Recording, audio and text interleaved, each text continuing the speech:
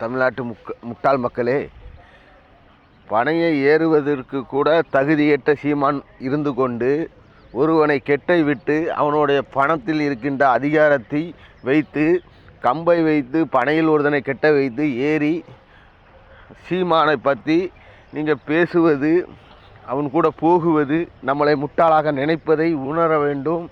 கோமாளி சீமான் போல செயல்பட்டு கொண்டிருந்தவர் சீமான் செய்த ஒரு தவறுகளை நினைத்து பார்க்க முடியாது. அவர் என்னமோ பெரிய இதில் ஏறிவிட்டது போல உன்னால் முடியுமா, போலில் ஏறிக்கொண்டிருக்கிறார்கள், உயிரை ஒட்டி கொண்டிருக்கிறார்கள்.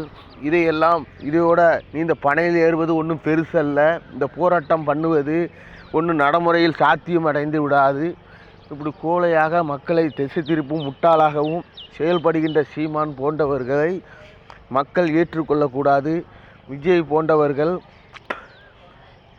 இவ்வளவு நாளும் இருந்திருந்த விஜயெல்லாம் மக்களுக்கு செய்ய வேண்டும் என்று நோக்கமில்லை. இப்போ என்னமோ படிக்கின்ற பிள்ளைகளுக்கு ஓட்டுக்காக பணங்களை கொடுத்து அந்த கூட்டத்தை சேர்க்கலாம் என்று நினைக்கின்ற கோமாளி விஜயையும் நம் ஏற்றுக்கொள்ளக்கூடாது.